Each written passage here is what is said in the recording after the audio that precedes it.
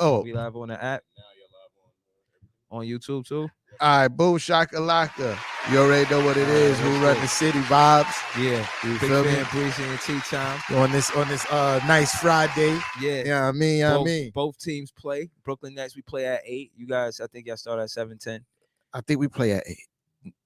And yeah, we play the New Orleans Pelicans. They won in 11. It should be, you know what I mean? Oh yeah, we gonna get into all that. Oh yeah, we already live and in action. Yeah, You man. feel me? So as if you in the building, don't post the scores for your boy. You already know how I feel about that. Yeah. I got the game on record, but in the meantime, in between time, as we do our shares, know what I mean? Right. I'm sorry I left my soundboard again this week, so y'all gotta listen to KD.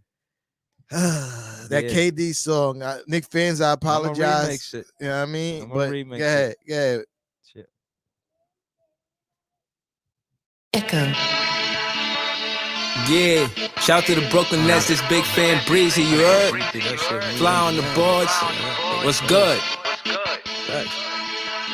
I said, I beg your pardon, I ain't at the garden, I'm at the bar, cause in Brooklyn, it's big time, it's win time, so don't be no goofy. Net fit, it's out cool J, I'm just a cool breeze, lot of fans for this improved team, since day one had hoop dreams. Inspiration, that's KD, favorite song by Davies, DC Sniper bang threes, how they gon' play D, my flow witty like them witty, just watch how I kick it, don't let this line sneak past you, trust me, it's different. Joey Bucket or swishes, Kyrie homie, he got dishes. Joey Bucket or swishes, Kyrie homie, he got dishes. 45, that's a comeback with the high school hair and all that. That's one fact, got some facts, yeah, Brooklyn, we want that. This is where my care is, got 2 flows, I'm too high like Jared. Get new blocks on my toes like tube socks.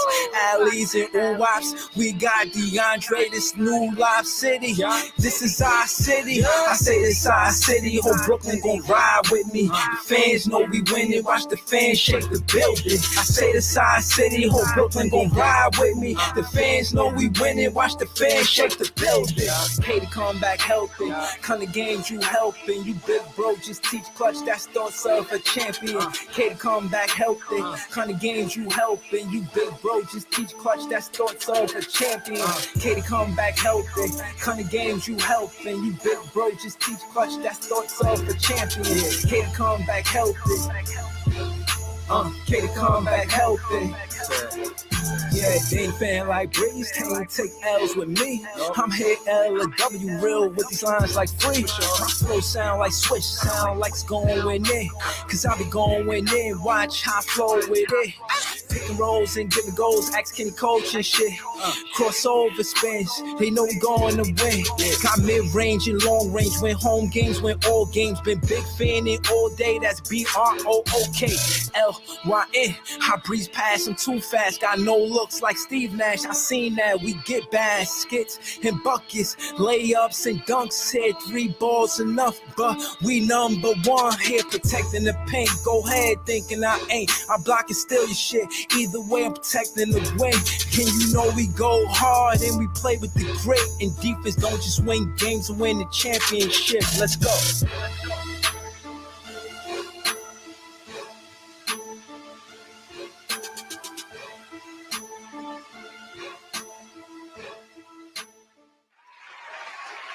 Yeah. Yo, man. This is Who Run the City podcast. Now I'm saying Tea Time, he on dad duty with Kalia. Shout out to Kalia. She was singing the Knicks song earlier. She is a solid Knicks fan, like her pops.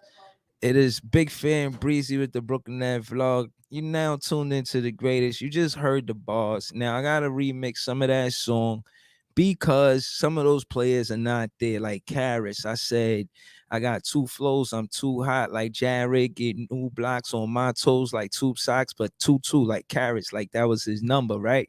Right, that bar hot, right? I know, but he not on the team no more. But I mentioned him to say it's pleasure, great joy to see that when the Knicks played the Pacers, y'all lost to an ex-Brooklyn Net. Shout to Jared Allen. He had 17 points and 17 boards versus the Knicks. Oh, man. It's a great time to be here if you're a Brooklyn Net fan. Shout out to all my Brooklyn Net fans in the building. The Knicks fans too, you know. Thank you for the support. I appreciate y'all. we got a treat for y'all. You know what I'm saying? We're gonna get straight to it. I'm waiting for T-Time to show back up because he the Knicks fan, so he gonna get y'all Knick news. You know what I'm saying? And yeah, it's like that. Yeah, he'll be back in just a minute. But again, excuse me, Jared was looking really good out there. 17 points and 17 boards.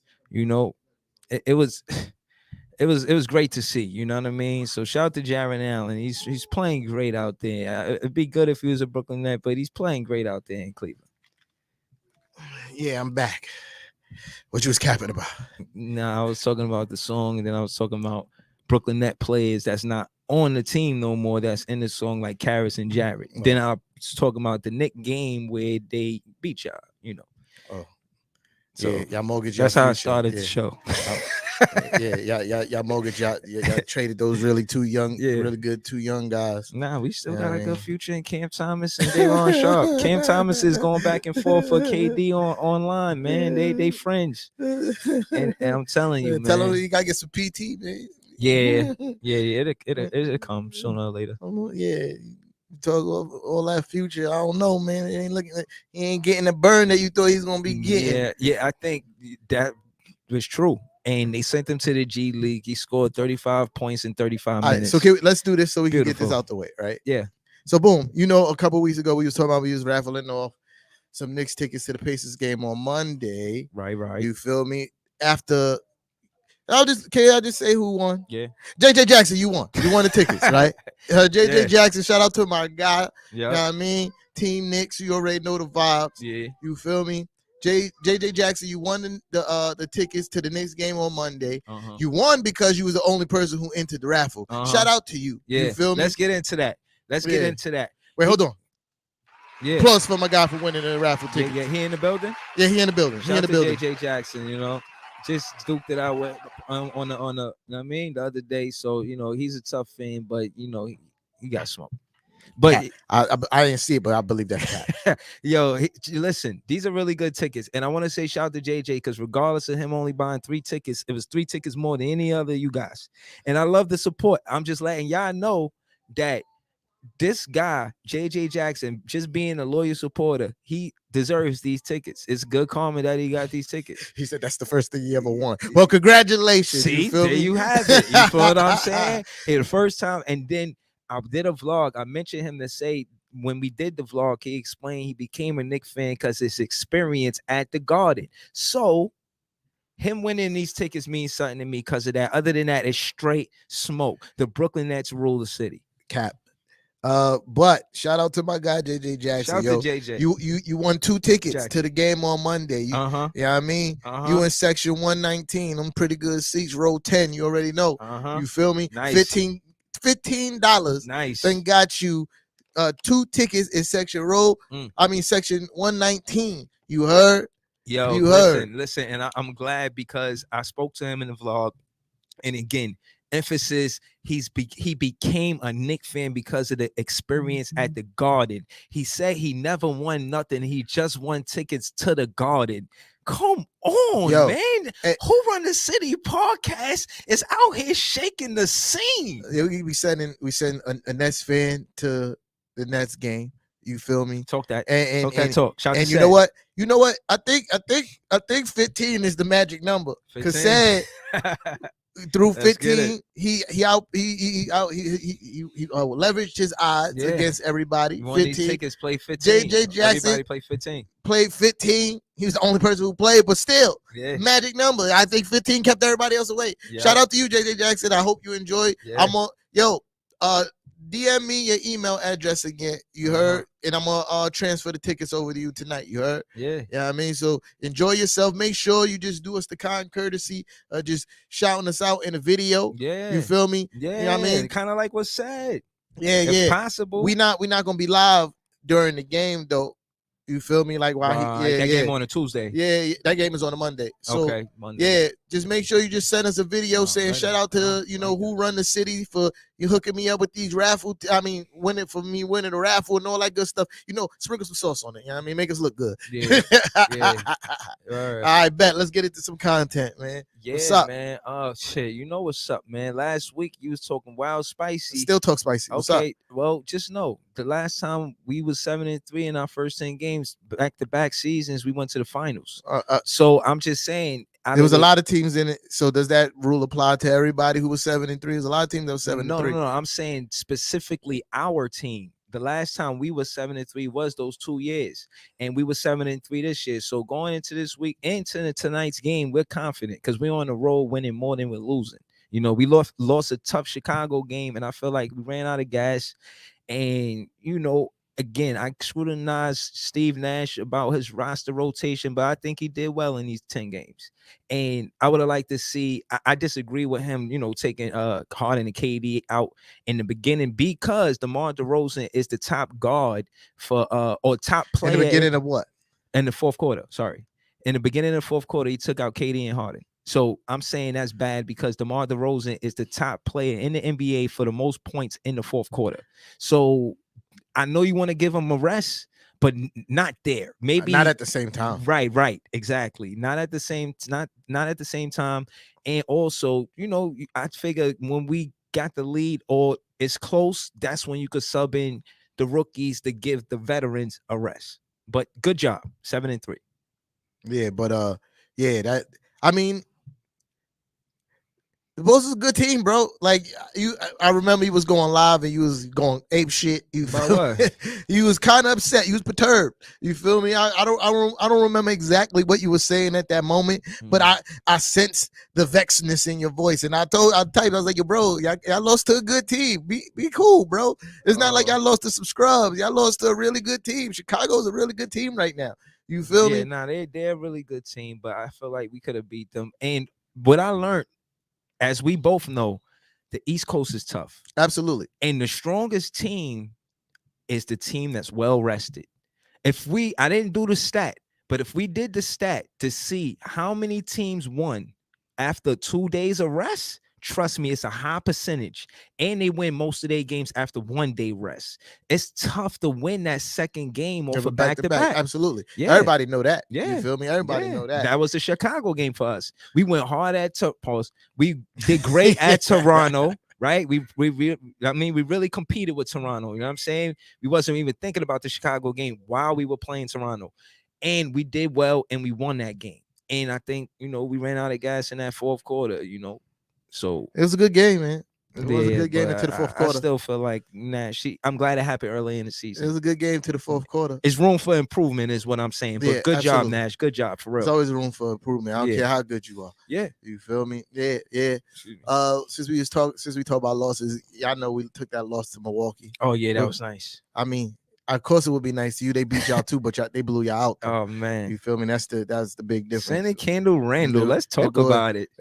Bro, he had a bad night. You feel me? Man, I see misusage. That's cap. You feel me? I see over usage. That's cap. I see Kemba there for no reason. That's cap.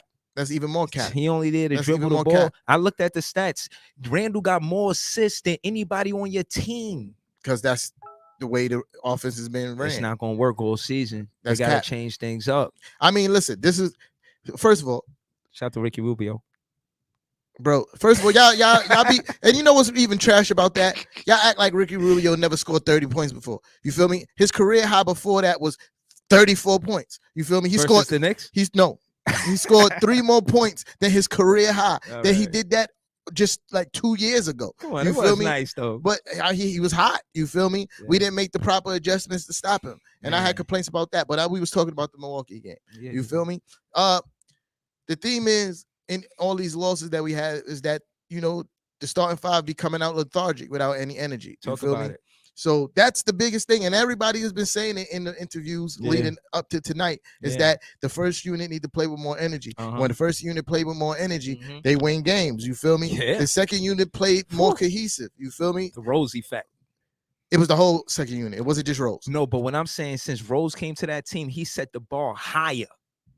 Because he's a good. He's great. He was a 6th man of the year candidate. Absolutely, he is amazing, bro.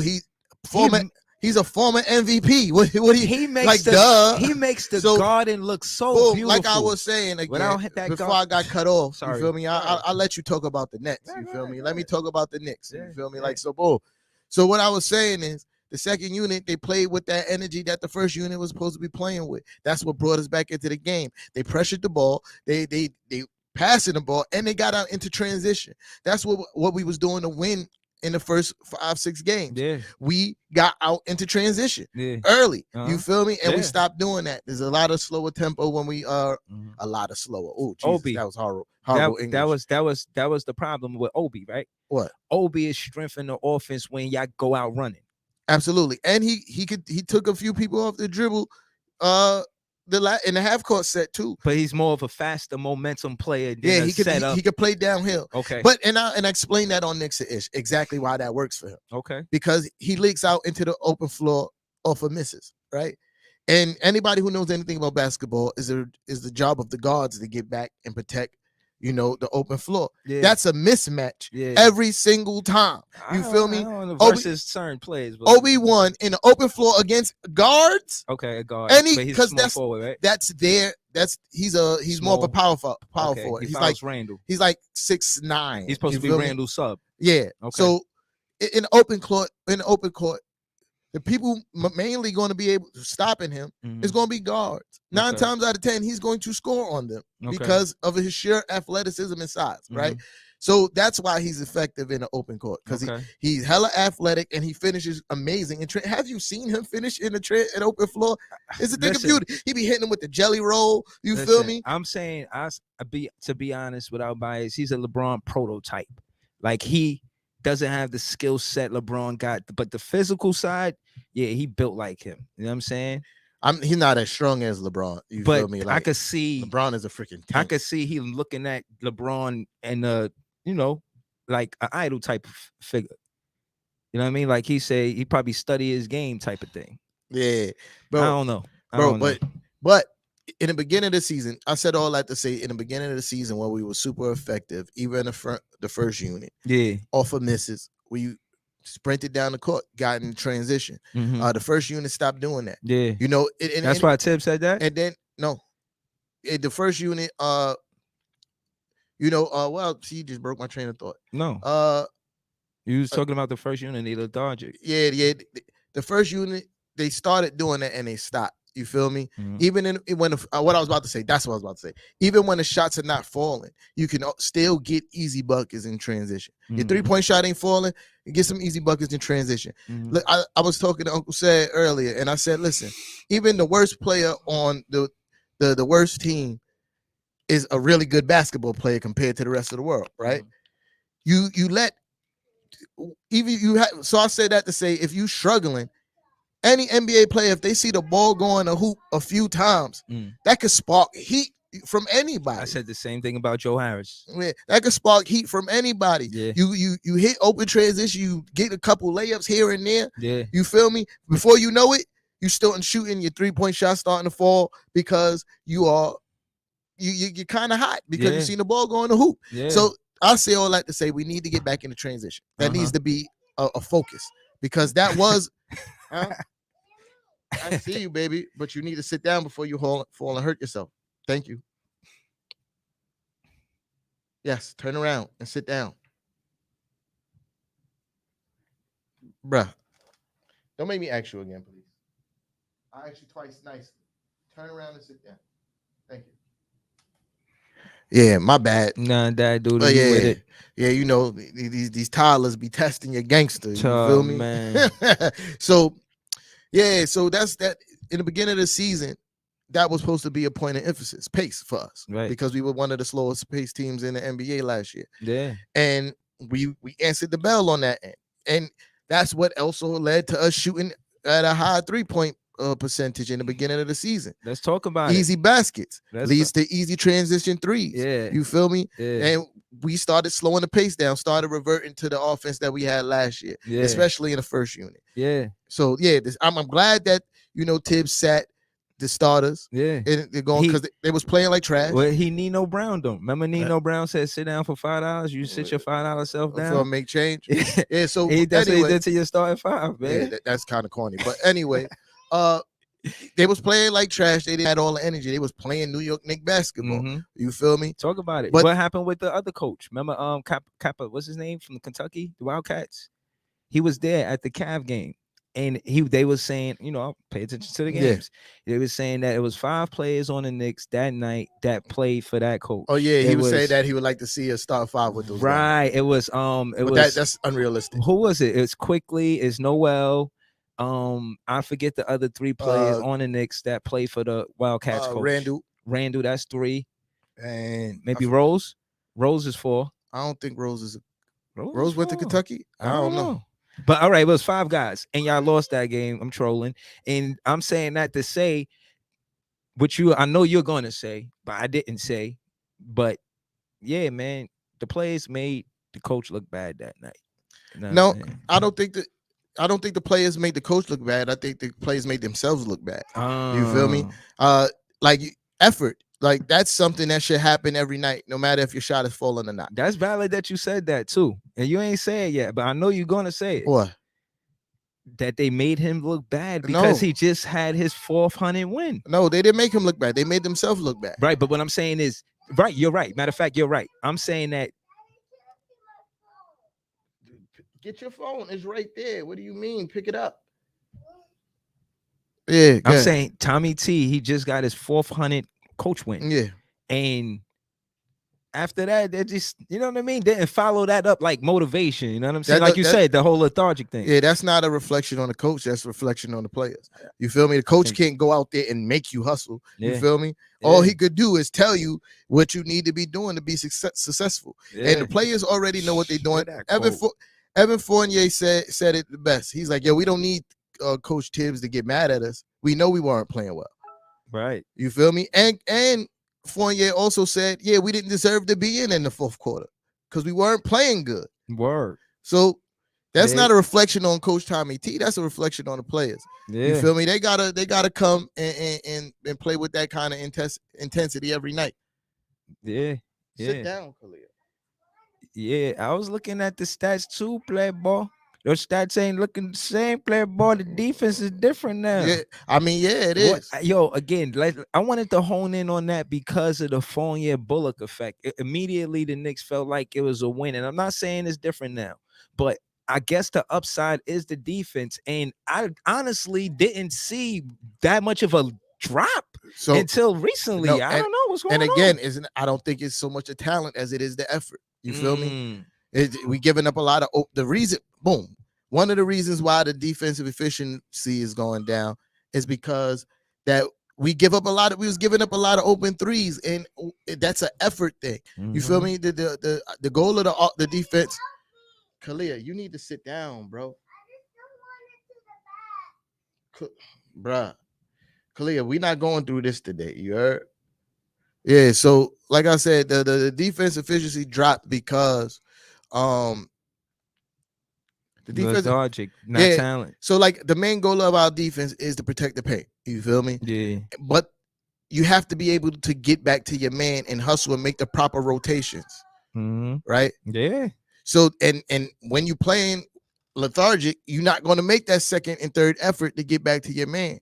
So that's where I don't think it's talent. I think it's effort. You feel me? Like if we put forth the effort, you'll see our defense. Nah, I agree because I think it's valid effort for it to be ball rotation. You know, that's effort on the offensive side of the ball. They keep passing until they find an open guy or the best shot. They're not taking the easiest shot. They're taking the best shot. So that's effort on the offense. But effort on the defense is making sure they don't get that. Like, for instance, Bruce Brown, I'm listening. He in our game is changing because of DeAndre Bembry and Bruce Brown. It's changing this way because what we did differently is made more emphasis on the 3 perimeter guys, Bruce Brown, Bembry, and Javon Carter. The way we play our defense is not how we did last year, and it's a big difference. Shout to Matty. He was a caller, and he was one of the first fans that called up and acknowledged that. As I looked recently, we was like ranked 11th after the Chicago game. Before that, we was ranked 10th. Case in point, that's 21st or 20th to 11th and 10th. We're playing way better defense than we were last season. We were the top offense last season, and it didn't win us a championship. At the end of the day, our offensive game was to still attack Milwaukee with the player Kyrie Irving. Once that attack wasn't there, we wasn't able to match the tempo of their game because they kept scoring, and the scoring we would have had wasn't there because our defense wasn't good. Now it is, and it shows with Bruce Brown and Bembry and Javon Carter and also Nick Claxton, which will be back pretty soon. You know, he's out on COVID and he'll be back pretty soon. So shout out to Nick Claxton. I'm saying he's a good player. Word. And yeah.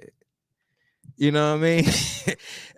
Yeah, man. So I said, yeah, there's no challenge right there. Usually there's a challenge right there. I mean, you know what I'm saying? y'all all better. Y'all all better defensively. What you want me to say about that? Yeah. You feel me? You want me to deny the fact that y'all better defensively? Yes. Yeah. But are we better than the Knicks? But I mean, statistically right now, yes. Ooh. But do I think that y'all a better defensive team if we're playing right? No.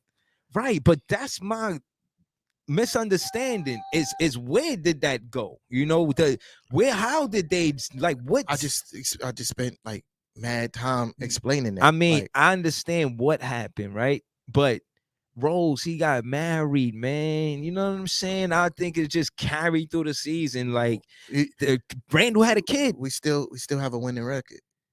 We won game behind y'all. That's fair to say. Like, so I don't get where your confusion at. You acting like we just fell off the cliff of the earth. No, but like we won game behind. I will like, say so that's what I'm saying. Like, lost games y'all should have won. Absolutely, you feel me? Yeah, and that happens to all teams. Y'all lost games y'all should have won. You feel me? But that, you have 4 games. You feel me? So like that happens to all teams. This is the NBA, bro. You feel me? But I said the first 3 losses was the Kyrie effect. I said we lost those 3 games because we were adjusting without Kyrie. And again, people disagree with Kyrie shouldn't travel. I mean, Kyrie should travel with the team and only play the away games. I disagree with it because what you do is you put them all in the offensive chemistry, right? You're getting cohesive with these guys, and then he's not on the road trip. That's where it's toughest. We got to know the plays by the back of your hand, by heart. You know what I mean? And he not there to be there. So I think, that was a risky move, and we did lose because of it. But I think they made the right decision. You feel me? Like, we went in the end. I think they made the right decision by not playing Kyrie and on road games, because like that doesn't make sense. It just don't. Yeah, we went in this way because of chemistry and cohesiveness. And again, man, but you can't use that as a cop out. Y'all lost. You feel me? Like, players are no. I'm not using it as a cop out. But if we looking it through with my lens, if you care to look, that's how I look at it. And again, I'll put emphasis on the defense. The conversation is more about the defense, not more so about Kyrie. You know what I'm saying? Again, defense win championships. I've always said that. And when you look at the Bucks statistically, they probably were a better team than the Suns. And realistically, the matchup between Ayton and Giannis won the championship. That's my opinion. And you could see what happened there. That was domination. You know what I'm saying? Like, Giannis dominated Ayton so much so they didn't even give him the contract. Ayton a contract. After that. You're fast trash. Do not put the score or who's leading in the comments, bro. I record the games. I try to go home and watch the games just like y'all watching it with all the excitement. So please, please, please, please do not put the Knicks scores in the comments. Thank you. Yeah. Where was I? But okay, moving forward, you know what I'm saying? Listen, I feel like this season cohesiveness is going to be key on both sides of the ball. And I feel like defensively, we got that with Bruce Brown and Bembry. When I looked at the stats statistically, the guy, I seen him, I forget his name. Since October 25th, we've been ranked 3rd in defense. And that's because of the minutes by Bembry and Bruce Brown. Now Bembry, he played gritty defense. Yeah, man. You feel me? I like his style of defense. Yeah, man. You got Knicks fans calling them spicy names. Like, yo, man, on the defensive side of the ball, I expect Knicks fans to respect anybody. If it's gonna be anybody y'all respect on our team, it gotta be Bembry and Bruce Brown. Like, these guys are our best defenders, and essentially, I feel like we win because the risk was putting a defender in the paint. But what we did, we guarded the perimeter with Bruce Brown and Bembry, and that's where most of our defense come from. I think y'all still gonna struggle with elite big men. Y'all gonna struggle with elite but Aldridge, he alleviates a lot of that. He's averaging 13 and 5 right now. What I'm saying is you talking about his scoring. What I'm talking about is defending. You feel me? Like, right? Yeah, he can score, but he can't stay in front of the likes of a quick big man like Giannis or anybody who's quick-footed. Right. You feel me? Like, we take risks on defense, but again, we don't expect Aldridge to guard elite. Yeah, my point is that my point is simply that y'all still gonna struggle against elite big men. Yeah, but that's the thing. They can't just beat us with one guy. Those Bruce Brown and Bembry, like, it's hard for me to put as much emphasis I want on how they improve the defense. And Aldridge, he contests shots. He's not necessarily your Jared Allen where he's a shot blocker. You feel what I'm saying? But he definitely, you gotta shoot over him. And he's tall. He's gonna put his arms up. He's a body. You gotta go over him. And when you look at the statistics since Aldridge been getting minutes, I guarantee you see the field goal percentage go down for the opposing team. So my point is most of the elite big men in the NBA are quick-footed. Yeah. You feel me? And that's where he's going to struggle. Yeah. Like, yeah, he could contest, but can he stay in front of Joel Embiid? No. Can he stay in front of Giannis? No. You feel me? Like, the quicker... No. Yeah, the quicker elite big man. We don't want a one-on-one that situation. Yeah, we good. But I think he's better. I think he's more of an impact than Mitch is for your team. No, that's cap. And Noel for your team. That's big time. Now, Mitch, I pause. Y'all could contrast that. LaMarcus Aldridge, is he more important for the Nets than Mitch is for the Knicks? Because you looking at it Noel? Again. You look at it from the fact that he scores. Yes, Mitch Robinson. That's not his impact. His impact is a defensive anchor. You feel me? When he came back for that first stretch, we went to number 1 in points in the paint because of Mitch Robinson. Yeah, you feel me? Like, okay, no, so that's what I'm saying. Like, yes, I'm not even trying to shit on LaMarcus Aldridge. I'm just saying, don't undervalue Mitch's impact to us on the defensive end. You feel me? Because I don't undervalue it. He blocks shots, he alters shots. Yeah. People pay attention when they go to the lane and Mitch Robinson is around. No, I respect it. I respect it. And it. He's also trying to get his win back because just like LaMarcus Aldridge ain't playing mad long, so did Mitch Robinson. Yeah. You feel me? And he put on like 40 pounds in the offseason. So that's a lot to have to get acclimated to on the court. Yeah. And he's been doing pretty good. Yeah. So I can imagine when he get his condition back, it's going to be crazy. So Mitch Robinson, he's very important to our defense. Yeah, very important. No, I'm saying to the game, like both sides of the ball. Again, he's not a shot blocker or even a big rebounder like that, but he definitely contests shots. And I feel like the field goal percentage goes down because the perimeter defense is a little tougher, and then having LaMarcus Aldridge to shoot over. To be perfectly honest, Mitch Robinson shoots at the super high field goal percentage because he dunks all the time. Yeah. He don't take a lot of shots. Yeah, and he scores, and LaMarcus Aldridge scores in bunches. Shout to Beta. This hoodie, if y'all like it, this says contribute. You know what I'm saying? And LaMarcus Aldridge is here to contribute to the championship for the Brooklyn Nets. You know what I'm saying? So shout out to Beta, you know what I mean? The back of the hoodie is dope. I'm gonna take a flick at the end of this. Y'all can see it on IG, you know what I mean?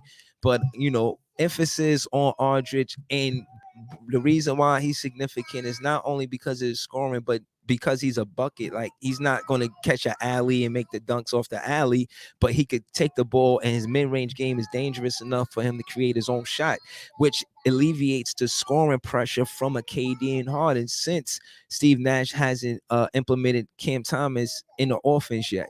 And I know they're looking at him. They sent him to the G League. He scored 35 points in 35 minutes. they taking a look at him. Day'Ron Sharpe, he had 13 points and he had like 12 points and 13 boards and when he played in the G League because they sent both of them to the G League and now they back on the team. They were impressed with they play. If you're a fan of Cam Thomas and Brooklyn and Day'Ron Sharpe on the Brooklyn Nets and them staying on the Brooklyn Nets, check them out on the G League. They play really good and they're trying to earn playing time to play in the NBA. So look, this is what I was saying about Mitchell Robinson and his impact, right? LaMarcus Aldridge actually doing good on blocks per game. He's averaging 1.2 blocks per game. That's really good. That's pretty good. That's not you bad. Feel me? See, I tell you, Mitch is almost averaging 2. Mitch is averaging a 1 assist a game. Mm-hmm. You feel me? He's averaging 8.2 rebounds. LaMarcus Aldridge is 5.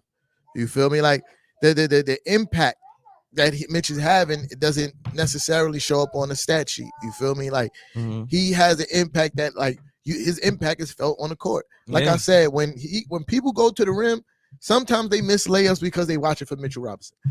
Because, no doubt. That's the contest shot part I'm talking about.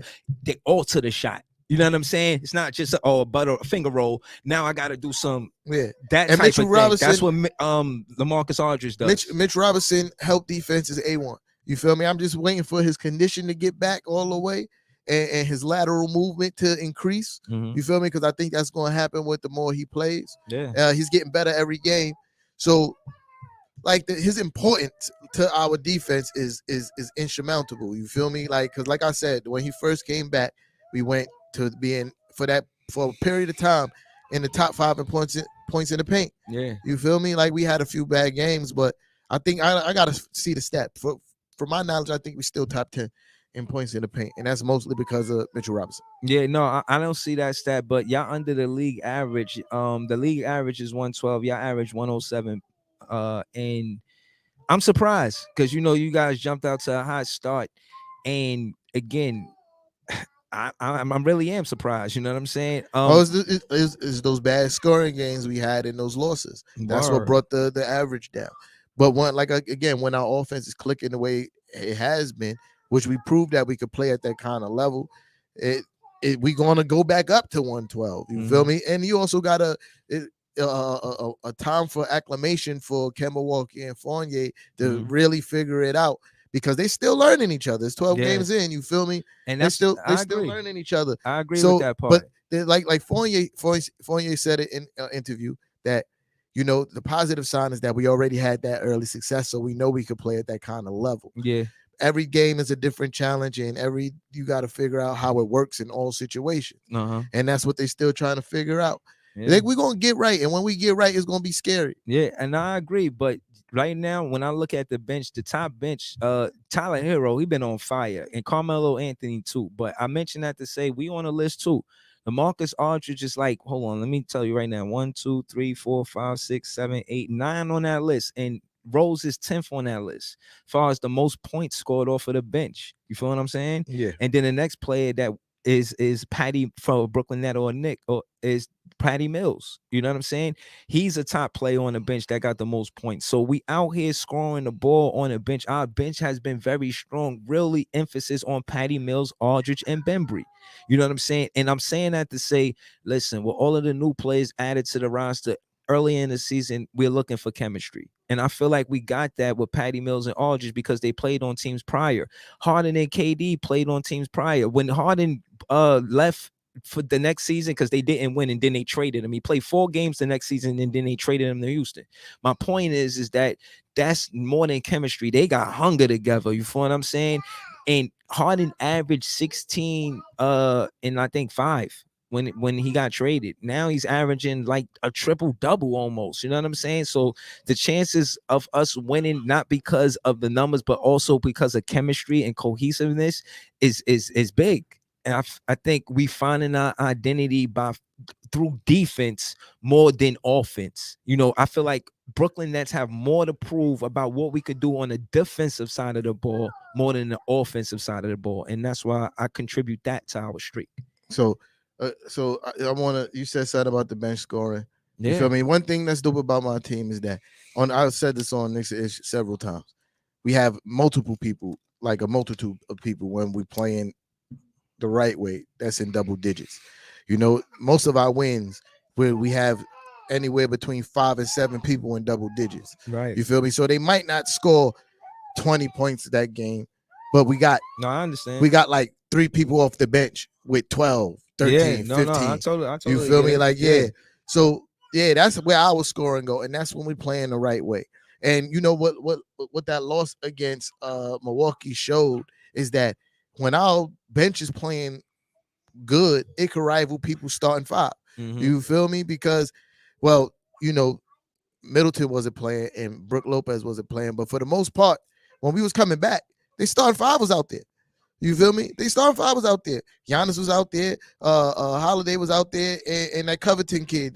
That's 3 of they starting 5. Yeah, that's another stat that I went to go get to see how well teams play quarter to quarter, and we could have did better. You know what I'm saying? Yeah. I would love to brag, but our offense was first quarter. Our offense was number 7 with 28 points, close to 29. Second quarter we were 10. Third quarter we were 7, and fourth quarter we were actually 30. So for whatever reason that is, right?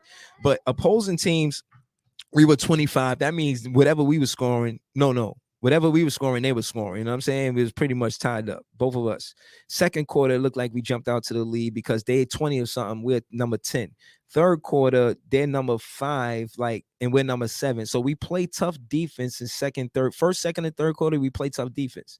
And in fourth quarter, our defense is mid. We're number 16. You know what I'm saying? So I'm saying that to say, I look at the strengths, where they at and when it happens. You know what I'm saying? And I can see where we improve that. If we keep it close and we let the leadership be between Harden and KD for us to take us there. And Bruce Brown playing with Harden made his job easier. And I gave praise to Joe Harris as well. Listen, I always give credit where it's due. Joe Harris been taking 10 shots or less. It been working for the team. Bembry been getting more minutes and been knocking down threes. Javon Carter been playing good. As a fan, I really can't complain. These guys been playing really hard. This road trip, the toughest part is over. Yeah, y'all schedule is poop. Nah, the toughest part is over. That's what I'm saying. Y'all schedule coming up is poop. Yeah, y'all playing. Y'all looked at y'all schedule. I was like, this is ridiculous. Yeah, just give it to us. But we gotta compete. Every team is gonna play. We at the smoothie. They don't want us to just come in there and take their Jamba Juice. You know what I'm saying? We playing at the Smoothie King, so we gonna go in there and we gonna compete. Those guys gonna compete. But I'm gonna be honest, bro. I'm gonna shy away from trade talk with Zion because he looked like he ain't lovely over there, man. I've been saying that New Orleans fool. I've been saying recently. First of all, Creole food is fire. Talk to me because Zion is enjoying it, man. Have you ever had jambalaya? So you're not mad Gumbo? at Zion. You understand. Bruh, this is fire. You feel me? I dated a Creole chick. Talk to me. Her family made some gumbo and jambalaya. It was, woo, baby. They say he rivaling for the heaviest NBA player ever, bro. Yo, wow. We knew that this going into Zion Williamson's career that his weight was probably going to be an issue. And it's starting to look like the Knicks dodged the bullet by getting the 3rd pick. You feel me? RJ Barrett is continuously growing and showing signs of what he can be. Excuse me. And Zion putting on weight, can't stay healthy. You feel me? I think he's played 82 games in his career so far. You feel me? This is his 3rd season going into his 3rd. What? That I pushed you in already. You don't sit still. Sit still, kid. Nah, sit still. Yeah, but like I was saying, he whatchamacallit?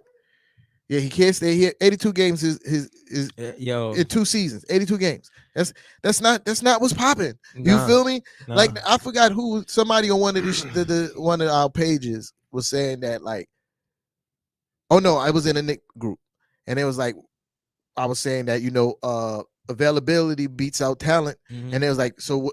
Now that's not true because Kyrie got a big payday even though he was injury prone, and so did Anthony Davis. I simply said in their first 2 years, Anthony Davis played like 120 games. Kyrie Irving played at like 113 or something like that, like in the teens. You feel me? Okay. That's not 82.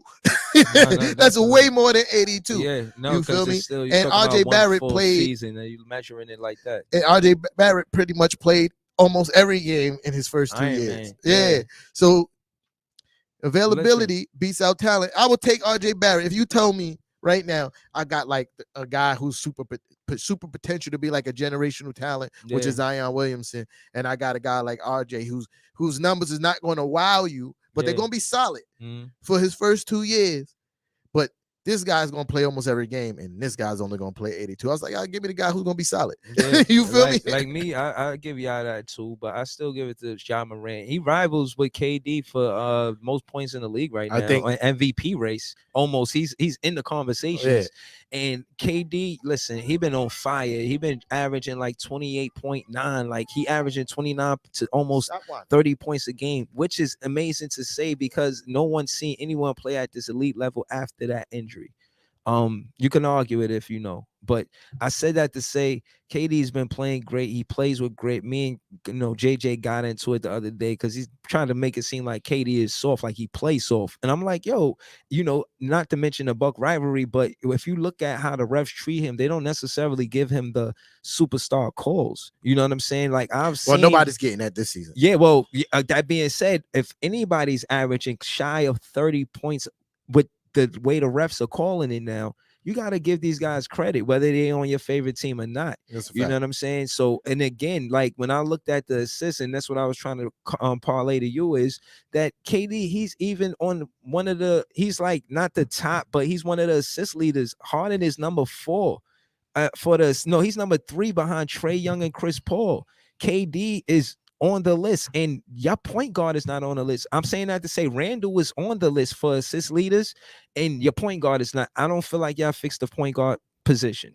I think Rose set the bar so high that I don't know what's going on with Kemba Fancy Pants. So this is why I'm saying you don't be knowing what you be talking about when you talking about the Knicks. Maybe not. That's why I don't take anything you say about the Knicks serious, because you come out with takes like this. You feel me? Again.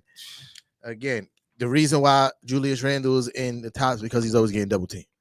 Like literally, every play down the court, he tried to make a drive to the basket, double team. So yeah, he's going to be high in assists because when he's making the right play, guys are going to make shots. You feel me? Yeah. But I do agree. I said it on my show that Julius Randle need to let Kemba bring up the ball a little bit more.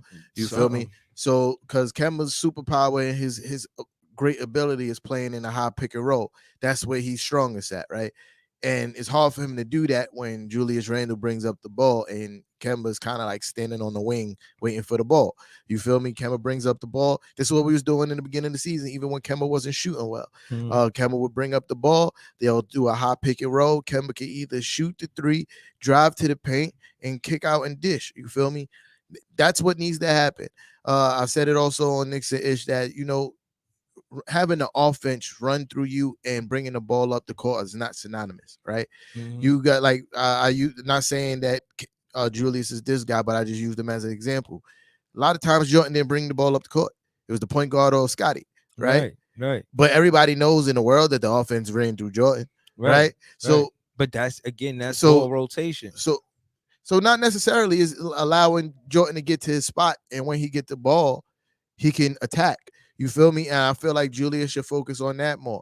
Get to your spot in there between that 15 to 20-foot range. Yeah. And when you get the ball, make quick, decisive decisions. Yeah. You feel me? When he's making decisions underneath 4 seconds, he's deadly. Yeah. Nobody could guard that man if he's making because he's too strong. But, let me finish, man. Talking shit. He's too strong to guard off the dribble going to the basket.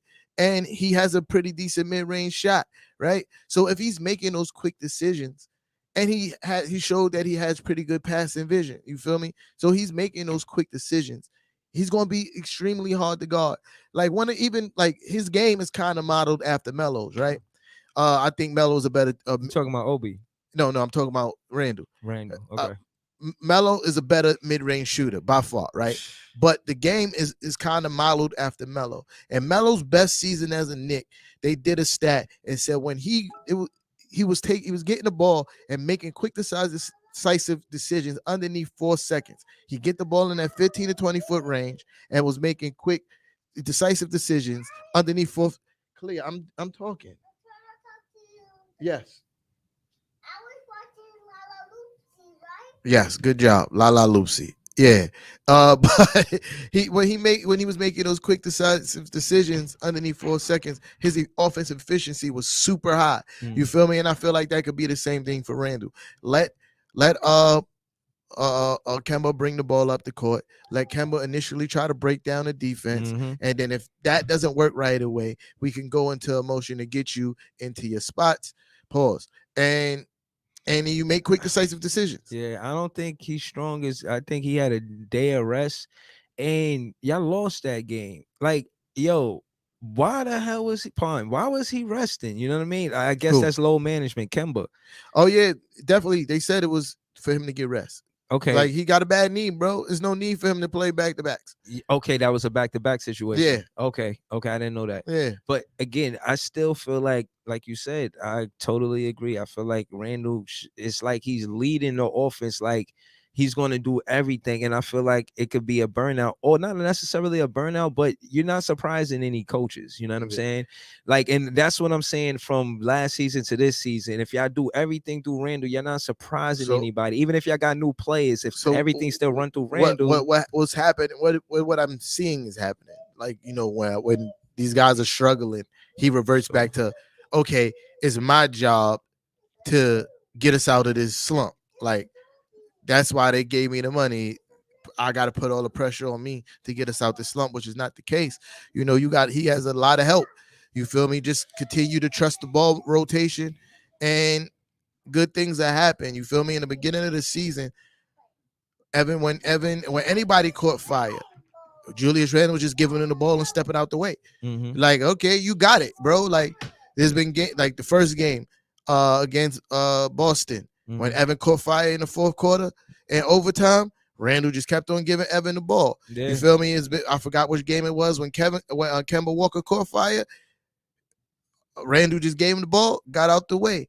That game against the Pelicans when RJ caught fire, Randall was giving him the ball and got out the way. I just think when the offense is struggling on for the starting five, he just tried to do a little too much. I know you don't want to know the score of the game and nothing like that, but this game, is it winnable, or is y'all supposed to win? It's absolutely winnable. You feel me? I'm not going to say we supposed to win, because, you know, Charlotte is a dangerous team.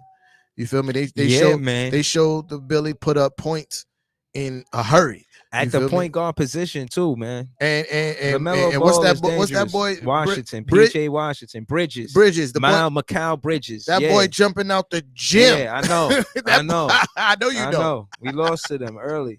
I know Hov you know. was there too. It was you know, that hurt us. James Harden was complaining to the refs. Hov looked perplexed. Like, no. Trust me, Charlotte is a tough team, man. I would say it's winnable for y'all for sure, but PJ Washington will give Randall a run for his money. I think Randall's the better player, but I just don't think PJ Washington can match him on the defensive end. But you know what? I feel like Charlotte got y'all in transition. Those transition baskets, they dangerous, bro. Yeah. I think both teams are really good in transition. When the Knicks run transition offense, bro. Yeah, man. Like, I did it on Knicks and I was like, most of our games that we won, we scored 20 plus or more in fast break points. Yeah. You feel me? Like, bro, like, why are we not doing more of this? Yeah. You feel me? Especially against teams that I said this on Knicks and HOL, especially on teams that are killing us on the offensive boards. Yeah. What is one way to stop people from crashing the offensive boards? When you run them in transition. Yeah. When you're consistently scoring in transition, they're going to stop sending people to the offensive glass and getting people back in the guard transition. Yeah. So that's run, guys. You feel me? Like, run. Yeah. You feel me? And that will also help Kemba Walker get out of whatever shooting slump, because he's hella fast. Yeah. He's hella fast, and he can finish at the rim. Right. No, listen, I hear you. Yeah. And at the end of the day, you got to utilize your weapons the right way. And that's up to the coach for, you know what I mean, a lot of the times. But, you know, the player got to, you know, sometimes you got 48 minutes, man. Yeah. And, you know, I heard your coach complaining about being a 48-minute team. I even heard you reiterate that. Absolutely. On Knicks-ish. Of course. You know what I'm saying? But real quick, I just wanted to say, it's good being a fan of the Brooklyn Nets. Like even when Harden went through his slump, I stayed with him, and now he's averaging 18, 8, and 8. He's almost averaging a triple double. He's very effective. He's been way more aggressive, and I like that. You know, I said that to say that and this is from the point guard position. You know what I'm saying? And what I mean is he's being effective, not only scoring the ball. He's not going to average to 28, 30 points no more. We got KD on the team. We don't need to do that anymore. You know what I'm saying? But it shows that cohesively we're moving in the right direction. I like what's going on. So I'm glad you said that, and that's the way I feel about Julius Randle. Like, yo, bro, we don't need you to average 28 points. We don't need you to average 26 points. We don't even need you to average 20. Too. We don't. He's like number 7. We don't need you to add. Nah, I think he dropped over like the last 2 games because it's so early in the season. Yeah. These numbers jump. Yeah. So, we don't need to do so much. You saying? Yeah, we don't need you to do so much. You feel me? You could easily be a 22, 10, and 7 guy. You feel me? Easily. I mean, this not good news for you, but Miles Bridges and C. Hayward, they averaged 3rd and 4th the most points in the 4th quarter. Oh, that's bad news. Yo, I've been getting up a lot, man. I miss Links. I miss Links, man. The production engineer, man. That's my guy. For real. Yeah. Shout out to Sour Apple Clothing. Who run the city?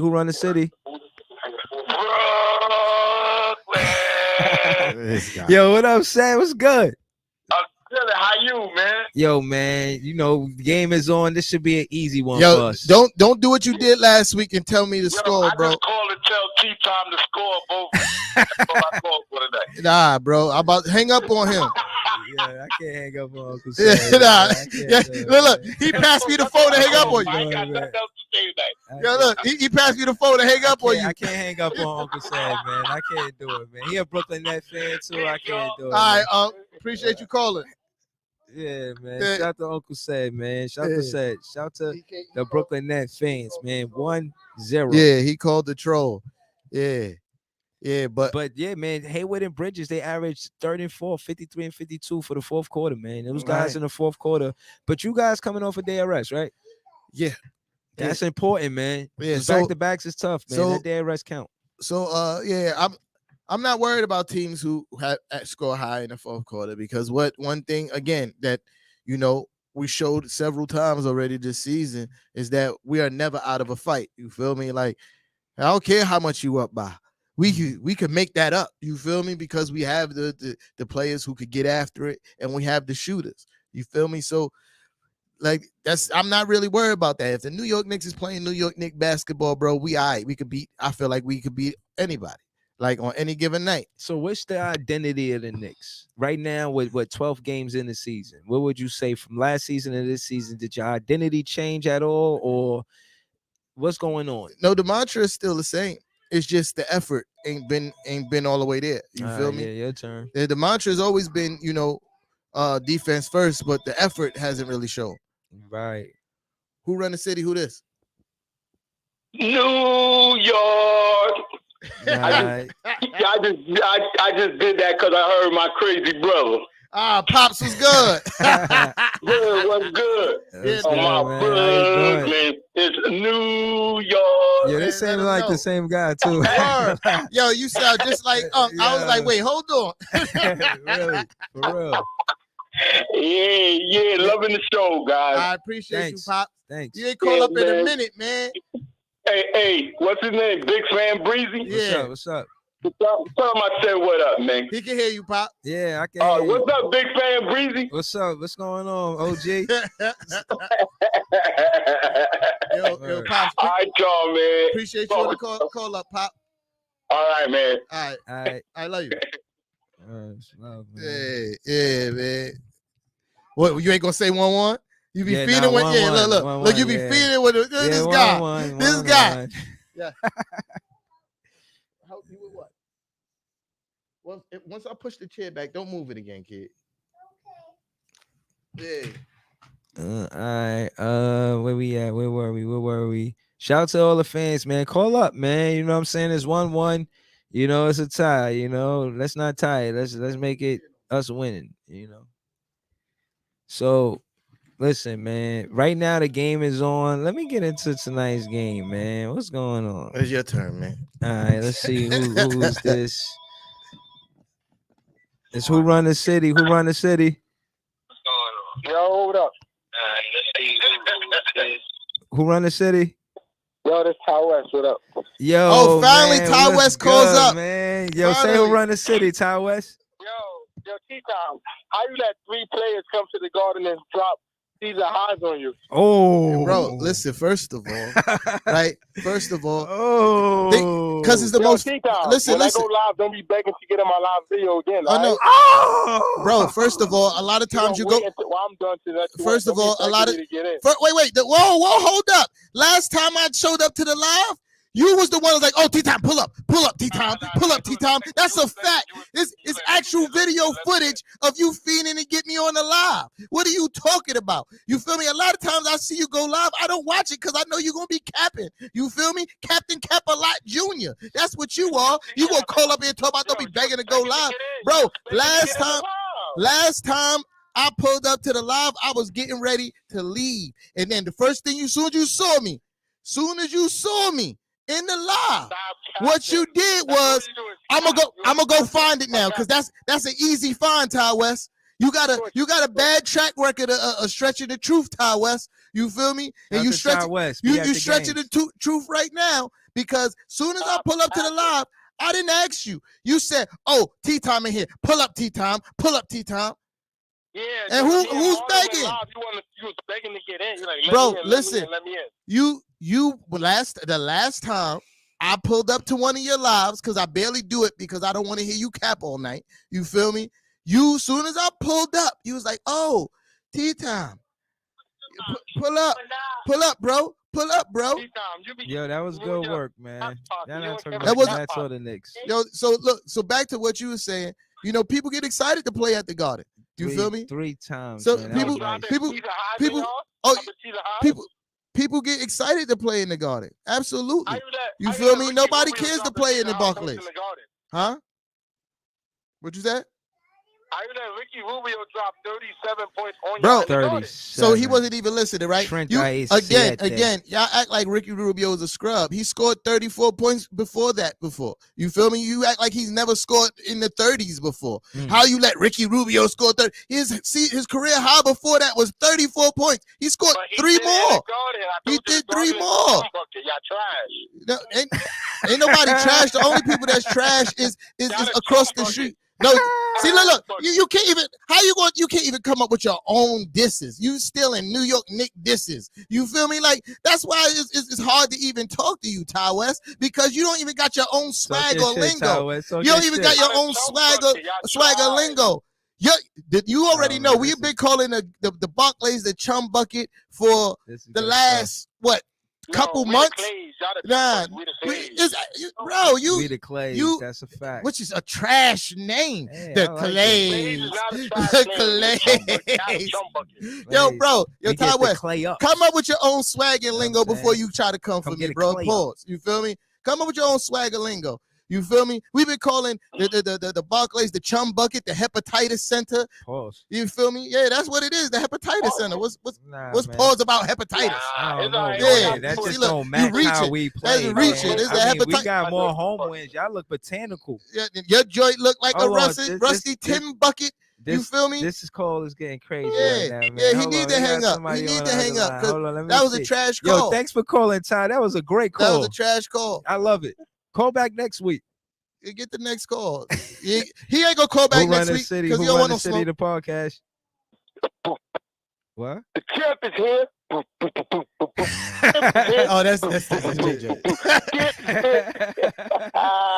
JJ, what's good, Brody? I ain't gotta say much, man. Y'all already know New York Knicks run the city, man. JJ Jackson checking in. Yeah, congratulations, Brody. I'm listening to a whole bunch of cats from Big Fan Breezy with his little fan Breezy over here just stopping their whole life away. Breezy just only reason why he said 3 guys in 5 games scored their season high. Was cap about it. The apple doesn't fall far from the tree. You know that. You know that. We the apples, y'all capples. Whatever you want to say, man. I don't know where you be coming up with these jokes, man. Yo, look, yo, Breezy. It's Let me ask you a question. Let me ask you a question. Gift, really. Really, it's a gift. No, yeah. Let me ask you a question, Breezy. Let me ask you a question. Where did the Nets play when they was in Jersey? Where they was at? The Meadowlands. Why? What happened? The what? What are you talking about? It's the Azad Center. Where were they? Where was the Nets playing at? You mean while they was in Jersey? Newark? Where was the Nets? You mean no? They wasn't in Newark. What are you talking about? You don't know where they were playing? Where did they play? Where in Jersey? Where in Jersey you talking about? Where in Jersey did they play? Oh, I don't know. What's the name of the Coliseum? I heard T-Tom say the Izod. That was one of them. I forgot the most recent one. The other one, if it wasn't what I said the first time, it definitely is not the metal. I don't know. I don't particularly know. I don't know. Yo, third quarter just started. Yeah, check it out right now, man. All right, JJ, congratulations again. Congratulations though on the tickets, man. He hung up. He's like, the third quarter started. I'm over this. You feel me? Yeah. These Knicks fans is wild, man. Yeah. I hardly get a chance to even congratulate the guy. You know what I mean? He asked me about somewhere we don't even play anymore. You already know the vibe. Man. Shout out to JJ. You feel me? Yeah. I know y'all want to win that game. That's a rematch for y'all. Because Turner, he dropped 7 for 10 last time. 20. Y'all play Indiana. That y'all play for the tickets. Monday. It's the Indiana game. Absolutely. Yeah. Oh, we gonna win. What's that? Home game, of course. Yeah, we're gonna win. Yeah, I hope so, man. Oh no, we're gonna win. Y'all record at home is like even. Yeah. I think y'all like 3-3 or something. We got a impressive road record though. Okay. Which I got a better road record than home record? Yeah. Okay. Yeah. We've been balling on the road. You feel me? That's what's up. And and Coach Tommy T contributed to he's like, yo, it's one thing to play in the Garden. You also got to realize other players get excited to play in Madison Square Garden. We see. You feel me? Because it's the mecca of basketball. You feel me? People get excited. Oh, I'm playing in MSG. You feel me? That this is one of the biggest stages in the world. I got to show out that night. You feel me? And the Knicks got to realize that every time they hit the home court, the opposing teams are up for that game. Pause. I think somebody getting traded. Absolutely not. You don't think so? I don't think so. No. Listen, I think not only Steve Nash is on the hot seat, but players depending on who they are, like Javon Carter, for instance, right? Javon Carter, a lot of fans wanted to know, why is he getting more minutes than Cam Thomas? The significance of him is experience. He played with the Suns in the finals last season, and we could use that experience. Steve Nash, he's a second-year coach, and I could see him going to players with experience before rookies. I just want Nash to know, keep these guys around, because you could build your career around them once the big three, the saga. Right now, the saga continues, but we'll focus on the saga. But after, or again, like I said, I don't really want to focus on that. But trust me, I feel like that draft class, we got lucky with Cam Thomas and Day'Ron Sharpe. I feel like it was like a gift. You know what I'm saying? Like for Nash, I'm surprised that we got that draft class and had the talent in Day'Ron Sharpe and Cam Thomas. And that's me following the G League. I watch these players play. They do have talent. I can see why they didn't get minutes what I'm saying is I scrutinized Steve Nash about not playing them, but now I see why, because of Javon Carter and Bembry. Bembry is another one that got minutes over Cam Thomas. Who run the city? Who this? Yo, it's Kev. Yeah. Say something slick about Bembry. Knicks run the city. I hope you don't say nothing about Bembry. Don't say nothing about Bembry. I just was hearing all that crap. What about Bembry? That Ty West was talking about. Bro. What about Bembry? Unbelievable. What about Bembry? He was calling them. That dude's shot. I don't know how you could defend somebody whose credibility is so shot like the way Ty West is. He asked the question. Lose credibility yourself. He asked the question. He said, "How y'all gonna let 3 guys out of the last 5 games score season highs?" Yo, but those 3 guys are good players. If you don't think those 3 guys are good players, you don't watch enough basketball. What 3 guys? I'm gonna be honest with you, bro. If you don't think those 3 guys are good, you don't watch enough basketball. Just like your man Ty West, who thinks LaMarcus Aldridge is better than Joel Embiid. No. But again, y'all wanna put him on a hot seat. Y'all want to put Ty West on a hot seat, but I said no, listen, ain't no hot seat. Listen, he put himself on the hot seat. What I'm saying is I'm saying Aldridge is better than Mitch and Norland. No. I'm saying that. No, I'm saying that. No, I'm saying that. You know, take it to that extent, I'm saying but that's not what was said in the first place. But okay. Bro, when y'all find that evidence, post it. Otherwise, LaMarcus Aldridge is better than y'all sent There's no need for evidence, bro. There's three people. So y'all just put it. What you mean? Y'all all Knicks fans. It was JJ, Sean, and me on the chat y'all when he said it, bro. Y'all biased. You know, if Ty could go and lie to you all he wants, tell you whatever. But y'all, listen, like I said, you ain't defending your team. You ain't calling about Ty West. No, bro. There was other people. As a matter of fact, why don't you go ask your man Coastal Brooklyn Kid? He was on the chat too. But you still talking about Ty West, not the Knicks and how they got smoked. No, but we talking about the capper that Ty West. You can't try to. Like I said, man, LaMarcus Aldridge is better than your centers, man. All three of your centers. He's better than all three of your centers. You can't try to steer the caller's content that they calling about. He not talking about the Knicks. He's talking about your man capping. He talking about the other caller. All right, so you want to talk about Ty West? I never heard him say that. I never heard him say that. And I asked him, and when I asked him, he said, this is what he told me. He said that LaMarcus Aldridge would give more problems to Mitch Robinson than Embiid did that game. That's what he told me. I've actually heard a voice note of him admitting that he said it. But I'm telling you what he told me. I'm telling you, I heard the voice note with him admitting that he said it. But okay. But yeah. All right, let's call nobody debating that LaMarcus Aldridge ain't better than y'all centers. I just said he wasn't earlier. My God. You just said, is his impact to the team means more? And I said, yes. Yeah. I did say that. So you trying to repeat over a point that was already spoken about. But how is it a point when Mitch Robinson, your defense went down? Like, bro, that's not the reason. Exactly. Mitch is not the reason. And I just told you. Look, this is what I'm saying. That's what I'm saying. He really don't. Yo, Kev, I'm gonna let you go so somebody else could call. I'm gonna be real quick. That's why I call him the highlight blogger, bro, because he don't watch enough basketball. Y'all say that. I'm smoking on a Knicks fan pack. I'm smoking on a Knicks fan pack. Kev, I appreciate you on the call up. Yo. So boom, look. Go again. Go ahead. I explained this earlier. Again, this is why I'm saying you do not be listening, right? You feel me? You don't be listening at all. You feel me? I gave a whole that's facts, because I gave a whole 2 minutes of exactly why Mitch Robinson is better. He's not, and then it's not real. It is real. It's an opinion. It's not. It's facts, bro. It's facts. Mitch can't create his own shot. Bro, so what? You only talking about the offensive end, and I'm talking about what Mitch brings on the defensive end. You feel me? And I explained to you already that when Mitch came back, we was in top 5 in points in the paint as soon as he came back. What are you talking about? What are you talking about? Helping Randall spread the floor, bro. Again, you always worried about just the offensive end, and that's your problem, bro. And I'm telling you what Mitch brings to the defensive end. You feel me? We were top 5 soon as he came back. First 5 games. Soon as he came back, we were top 5 in points in the paint. Yeah. What are you talking about? So what are we talking about? I'm talking about the fact that Mitch Robinson, he did it for those first 5 games. I'm not arguing that. I'm saying I don't think he got the win to do it the whole season, and it's showing. And LaMarcus Aldridge is showing up game after game. And I just told you better. I just told you why he's having trouble with his win. He fucking just came back from an injury. He was out almost as long as LaMarcus Aldridge. You feel me? Look, you see. Man, it's only valid when he talk about injuries and stuff for his team, right? But like I was saying, that's the coach. You gotta sit him. Put Sims in. You say he had a insurance policy. He doesn't even play.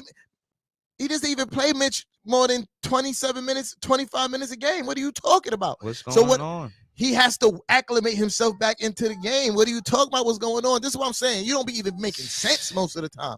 But look again. Like I was saying, LaMarcus Aldridge almost takes double the shots of Mitchell Robinson. Yeah. And Mitchell Robinson have a higher field goal percentage. So and Mitchell Robinson is a better defender. He's not more impactful. Yes, he is. I really feel like Mitch Robinson, again, those first 5 games, I'll take nothing from him, but I don't think that it's going to be enough. Like, it just seemed like other teams figured y'all out early, and I don't know why. Maybe because y'all went cold behind the arc is why I'm focused on the emphasis. Again, look, I don't know. You talk about this is what I'm saying about you really not watching games. You feel me? Like you make your assumptions off of highlights. You feel me? Like again, I watch these games, and I'm telling you, it's the effort. One is the effort. They're not putting forth the effort. I said that too. You feel me? I said that too. Listen, I see y'all trying to take credibility from when I say anything, but the point I'm making is, regardless of how y'all feel about what I say, some of the stuff is real, and all of the stuff to me is real. No, a lot of the stuff you say don't be real. Like when you do have a valid point, I acknowledge that. But when you're way off base, I'm going to let you know. All right, so this is my point about the Knicks. Y'all didn't fix the point guard position problem. That's cap.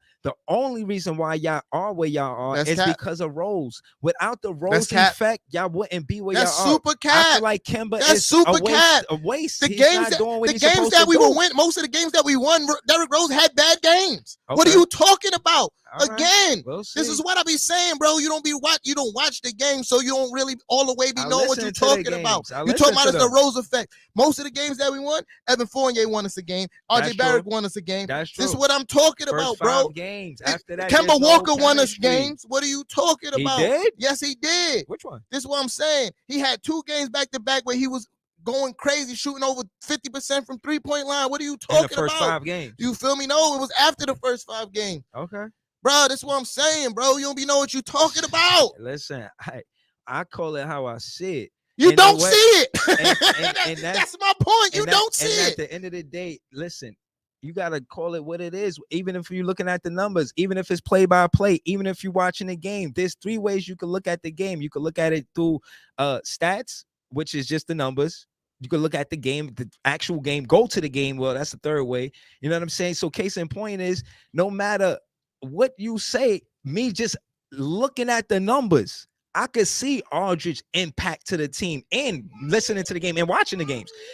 Aldridge's impact, I don't think Mitch doing nowhere near close to that, because he is not a great defender, but he's a good defender. So this is what I'm saying. He's a way better scorer. So this is what I'm saying about you just watching the numbers, bro. Anybody who knows basketball knows that there's things that happen on the court that don't show up on the stat sheet. Yeah, like LaMarcus Aldridge going to the 3-point line, and a Knicks team ain't got no answer for it. Because if Mitch Robinson come out and try to guard LaMarcus Aldridge ain't even shooting good from the 3-point line. He just shot 3 threes in a row, like back to back.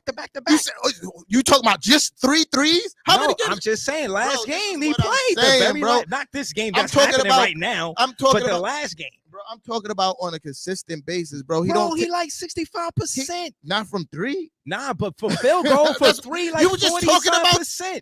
You just talking about 3. I'm gonna get the stat, bro. He's shooting excellent. You talking about Mitch Robinson got a high field goal percentage. He's not shooting 65% from the mid range. He's got 80% field goal percentage because he's shooting in the paint. It doesn't matter. You shoot where you're effective at. You shoot where you don't need him to spread the floor. We got everybody on our offense in a starting 5 shoot 3-pointers at a high clip. What are you talking about? Starting 5 got sacked. What are you talking about, bro? The starting 5 got sacked down. Saying, bro. Tommy T says, "Sit your $5 self down for I make change."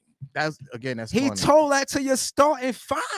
Again, that's corny. Yo, he said, "Listen, man, y'all look bad." Now I mean, and that's what good coaches do. His quote, that's what good his coaches quote do. was vicious. Yo, I'm surprised I ain't say that quote, man. What? Yo, listen. That's how a coach talks to you. That's how you talk to your son. He was talking to him like Big Gerald. Yo, man. Shout out to Tommy T. You know what? Instead of your coach letting the team run him, I heard. Bro, LaMarcus Aldridge 30 to 61%, 20 minutes. KD, what? Easy money sniper, 20 points. What? In each of the first 11 games, 324 points in the first 11 games, averaging 29.5. Balling. Bro, you talking about like LaMarcus Aldridge just shooting mad 3-pointers. He averaged 1 attempt a game, bro. Oh, he was on fire the other day. He averaged 1 attempt a game. You want to know what Tommy T said?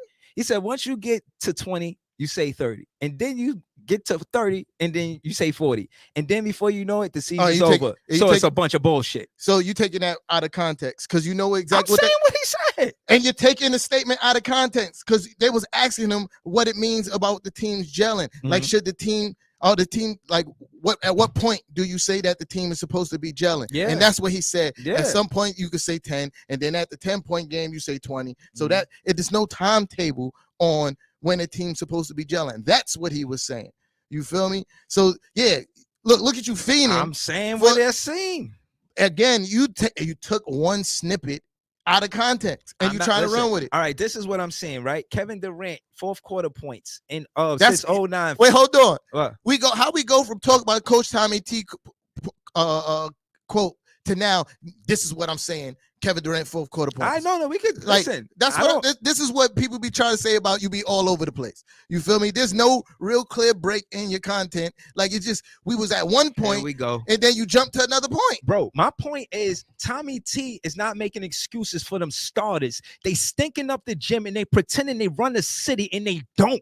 Y'all don't run the city and y'all got this arrogance, especially after 5 games. Like, calm down. All I ask y'all to do is eat humble pie. But what happens? Y'all go on this rant about how this and that, but I'm going off on numbers. We 8-4. You guys 7-5.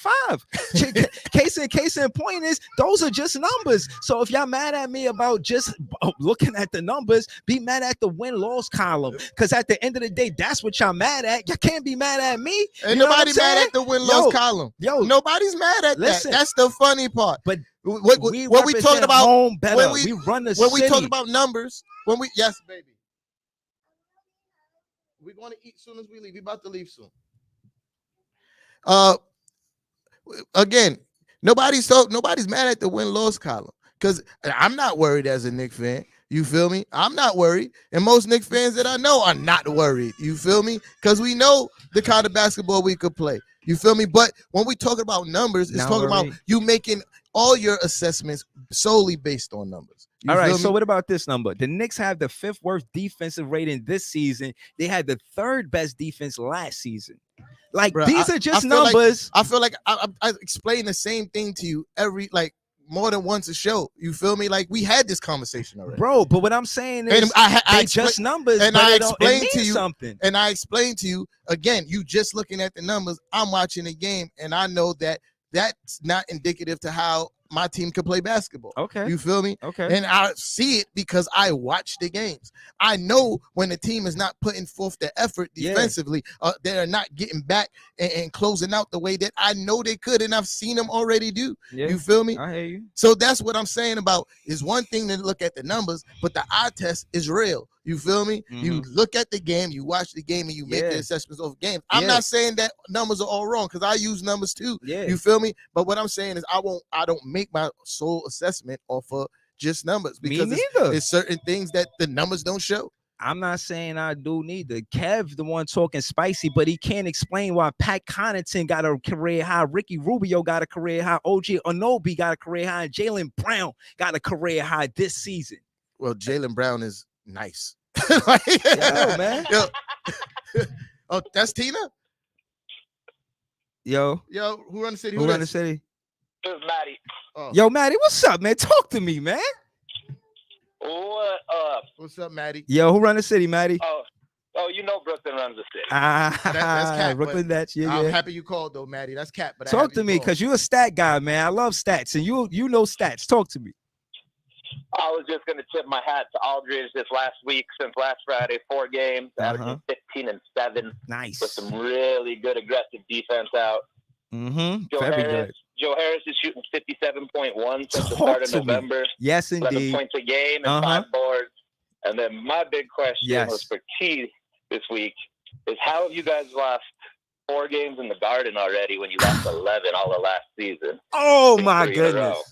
Oh. I can easily answer that. You feel me? And I answered it I love already, it. Thank you, Maddie. But you hear and again, I don't know if you was watching earlier, I agree with Coach Tommy T when he says, we got to play with that edge. You feel me? Because everybody comes in the Garden hyped to play in the Garden. You feel me? And teams just had more of an edge than we had. And it's been evident in our play.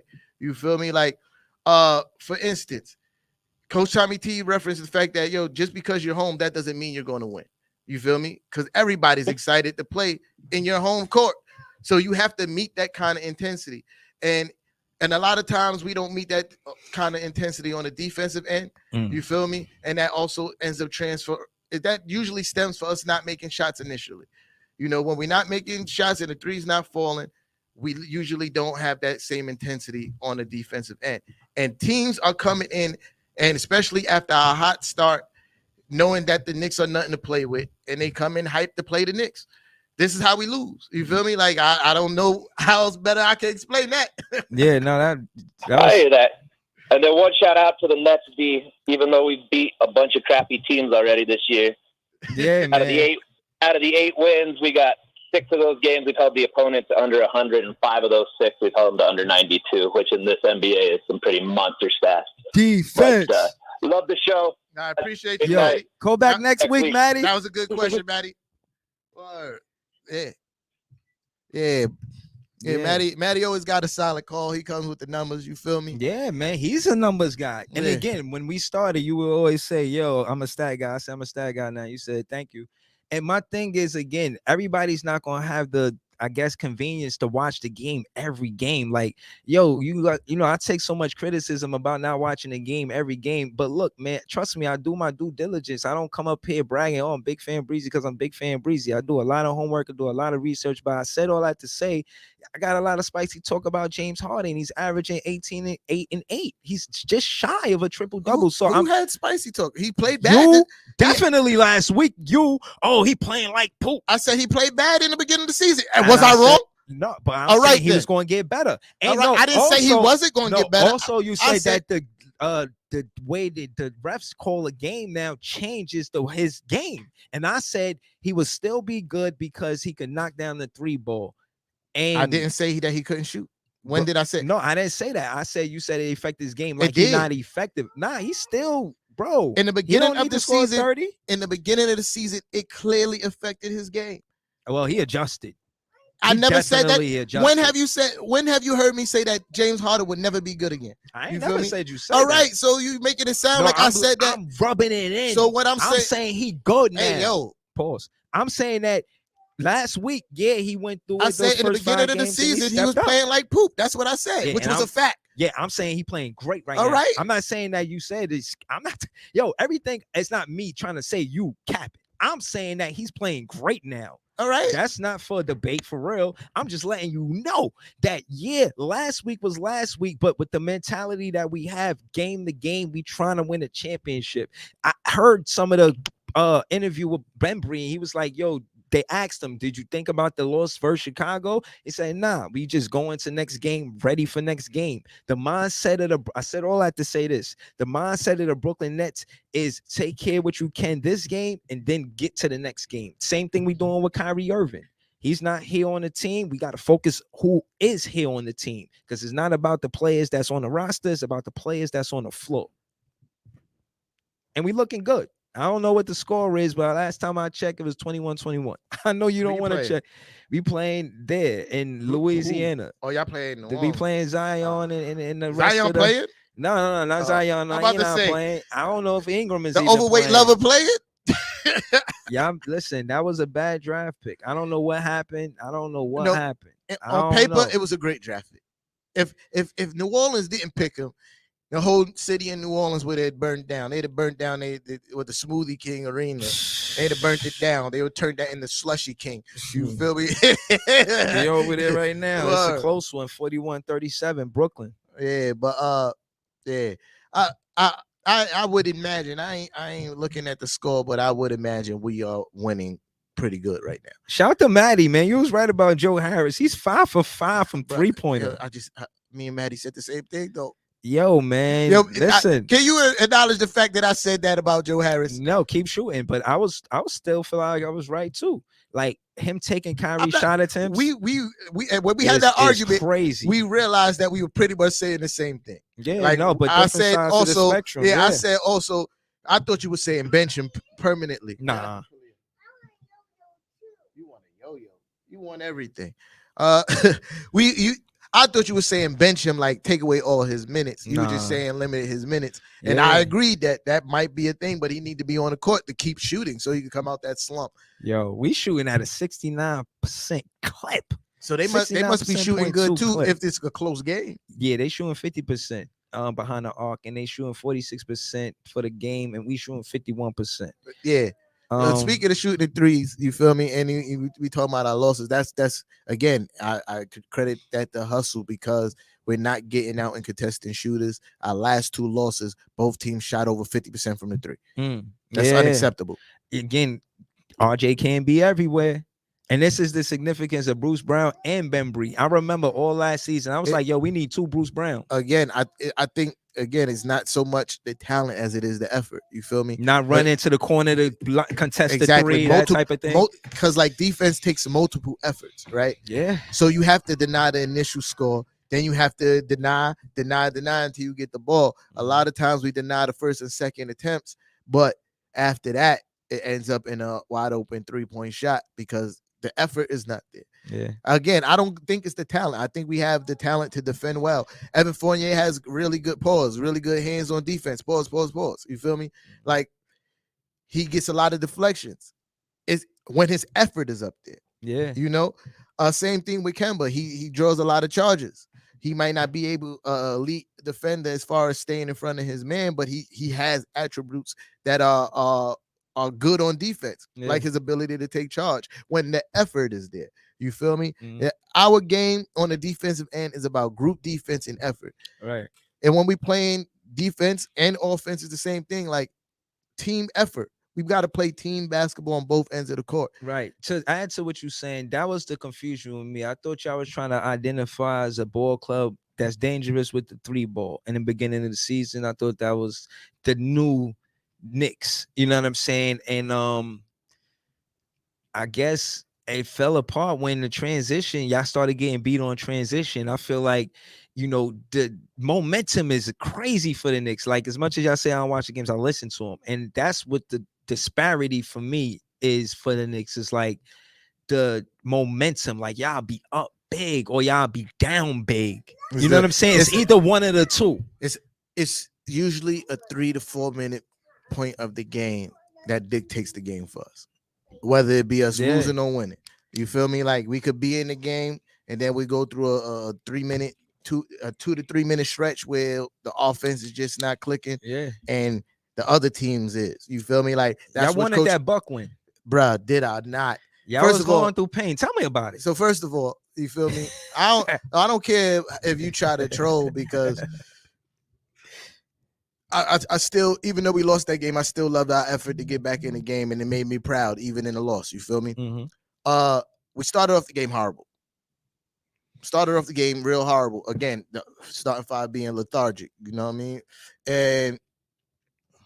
And I was like, I was sitting there like, well, this is a loss. You feel me? Because I didn't see how y'all could get back exactly with the starting 5 playing the way that they did. I saw a little flash in the second quarter with the second unit. Then third quarter comes, starting 5 again, start to shit the bed again. I'm sorry, baby. And then Coach Hamid T sat the starters. Yeah. And then we started to come back. I was like, oh yes. Yeah. We better I would talk so much shit if we come back from this. As a fan. But I don't like to blame things on people, but I will say this was a key factor. You know, when they challenged that block, was it a block or a foul? It was a foul. When they challenged, it was a foul. They challenged the foul that ended up being a block. The amount of time, we had all the momentum. The amount of time that it took the refs to figure it out killed our momentum. Was that a home game or a away game? It was a Bucks game. We was at whatever their arena. Then you gotta expect that. You know what I mean? Bro, not to say that they did it intentionally, but I don't think they did it intentionally. But I'm just saying that it must have been at a crucial time in the game where it could decide. Yeah, it definitely was. You know, it was a 4-point game, bro. Right. If we got the foul, we'd have brought it down to a 2-point game. Right. Now, that's what I will say. When you watch the game, little intangibles like you just mentioned, you could relay that. You know what I'm saying? So yeah, I get it. Like there's times where I don't get to watch the game, and my vlog is different from when I do get to watch the game. You know what I'm saying? Especially, missing Kyrie Irving. You know what I mean? But I only said that to say we was talking about 3-pointers, and we number 2 on the list. And not to be a thorn in your side, but Charlotte is number 1. Yeah. On 3-point field goal percentage in the last 3 games. Yo, listen, you guys are number 5, and that's with us having like quite a few recently really bad 3-point games. Mm-hmm. You feel me? Like we like I think the last the game before the game before last we played, we shot like 9 for like 30 something. Like it was crazy. You feel me? Like, and we have like a few games like that, and we're still number 5, and that's because the ball movement wasn't there, and we the starting 5 fell in love with the fact of coming up the court and just shooting the first 3-pointer available. Right, but is Kemba known for being a facilitator? He's always scored the ball, right? But he's more known for scoring the ball. I think he averaged like 5 assists a game for his career. That's what I'm interested in, because I feel like that's the weak point, and that's where defenses easily could collapse on you. Actually, no, because in the beginning of the season when we're doing really good, Kemba was bringing the ball up the court, and the ball movement was good. Why go away from that? And Kemba, he's not I'm not going to say he's a Chris Paul, but his career average is like 5.5 assists a game. Right. You feel me? He reminds me more of an off guard. That's okay. Guard. No, again, for a point guard, if you have a point guard that's averaging 5-6 assists a game for a starting point guard, that's pretty good. Mm-hmm. You elite point guards average the 8 and above. Yeah. You feel me? Like Harden. Yeah, elite point. Well, Harden he been doing that though, because he draws so many double teams. Yeah. It makes it easier. Yeah. Westbrook is not known as a passer, but he averaged almost 10 assists a game. He had to change his game. You feel me? Like you said, that's IQ. You draw that many double teams, you gotta pass. Exactly. So I'm not saying he's not known for being a facilitator, but he averages almost 10 assists a game for like quite a few seasons. Yeah. So we'll see. Facilitated and they'll also always lead to assists. Yeah.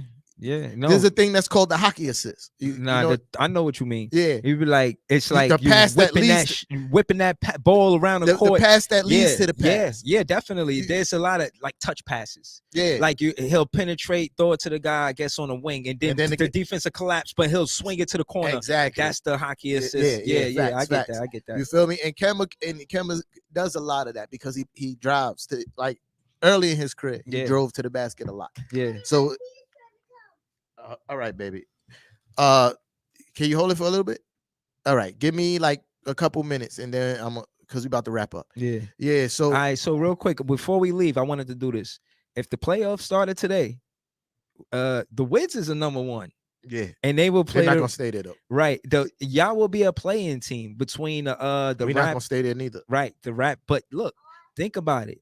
Just how close it is. This is the conversation for the East Coast. How close it is. The top team is 8-3. The play-in team is 7-6. Yeah.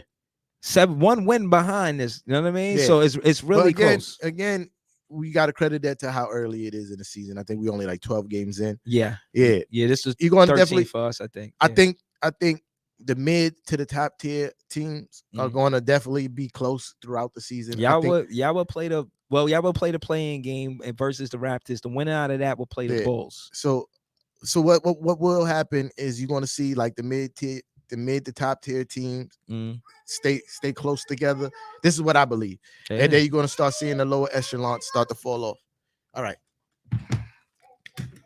So I'm gonna just go through the playoffs. Who would play? The Wizards will play the Knicks or the Raptors. The winner out of that. The Bulls will play the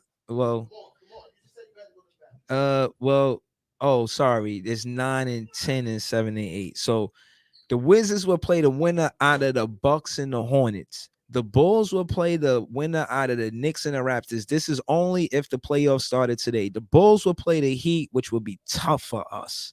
tough. We played the Heat already. I think we lost that game. They're a real tough defensive team. We would have to find creative ways to score the basket, and we would have to be elite defenders, especially in the post. And you got experience with Kyle Lowry, but we got Bembry in the backcourt with Bruce Brown. I think we could slow down their 1 and 2. You know, Butler might give us trouble, but if we put Bruce Brown on Butler, in a 7-game series, I think we could beat them because we could always go to KD for offense, and I don't think they don't have necessarily one go-to guy. They got a few go-to guys like with Bam and Butler, but in the fourth quarter, you know, they might. I don't know. I see us beating them 4-2, but honestly, it'll be close. And right now, the way they're playing and the way we're playing, it's hard to say. We're 8-4, they 7-5. As a fan, I biasly, we win that series, but I know that it wouldn't be easy. You know what I'm saying? It'll be tough. But that's the playoff picture if it started today. And the Sixers would play the Cavs. So as you can see, teams with the major difference in this is the Hawks. You know, in the Hawks and the Celtics. You know, the Celtics made it last season, and you know, the Hornets, I think they made a push to make it last season, but they just missed it. The Hawks, they were in 5th seed. Right now, they're the 13th seed. So right now, if the playoffs start, they wouldn't make it.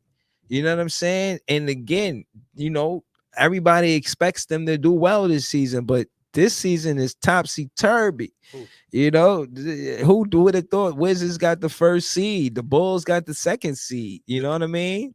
Like, who would have thought that? The Wizards are not going to stay in that seeding. Yeah, but I think they make the playoffs again. I think they make the playoffs, but I don't think they're going to stay in that high of a seeding. Yeah, but what about Atlanta? That's going to look like it's tough for them to climb out of that. I'm saying they 4-8 right now.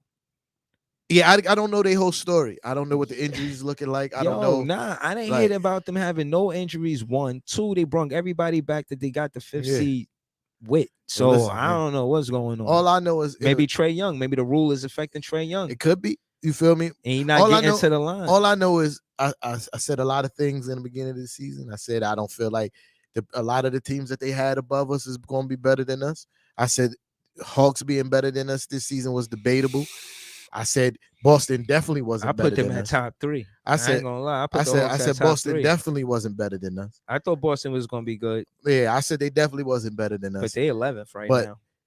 They have a turmoil. Marcus Smart said that Jaylen Brown and Tatum don't want to pass the ball. They said sit in the corner and just stay there. Trouble. It's trouble in paradise over there. You feel me? Yeah. So I just know that I like to see that some of my stuff very early, still a lot of time for things to turn around for both teams. But very early, kind of look like what I was saying is coming true. Yeah. But yeah, I'm trying to. Unless you got something else. Yeah, because I gotta get this. Yeah, I'll be knowing, man. Yo, listen, man. This Who Run the City, the podcast. It's Tea Time and Big Fan Breezy. I hope we win tonight's game. Hopefully, I could go home catch some of it. I know you trying to get home and catch some of it. Well, no, I got to record it, Playboy. I'm watching it from scratch. Oh, all right. Shout to Kalia. She's a Knicks fan. Absolutely. Come here, Kalia. You know, Kalia, come here. That's really the only Knicks fan I got love for. and Kev daughter, she got the Barrett jersey. Let's go Knicks. Let's go Knicks. Let's go Knicks. Let's go Knicks. Thank you, baby. All right, man. Yeah. So shout out to Kalia. Shout out to the Knicks fan, JJ. Gotta raise the youth up right, you heard? Mm-hmm. and JJ, shout out to JJ. Let him know about the ticket. How we going? I already said JJ, just send me your email address, man, so I could send you the tickets. I'm gonna do that tonight when I get to the crib. You heard? Yep. Yeah, I mean, I hope you enjoy the game. I mean, man. You know, rep right. Orange and blue skies. You already know the vibes. Bing bong. You're ready. Yeah, man. Brooklyn Nets rule. Caps. Let's leave with a win and a smoothie. Listen, man, y'all better win this game. Yeah, we should win this. All right. Peace, y'all. Thank y'all for the pull up. Yeah. You know what I mean? Yeah.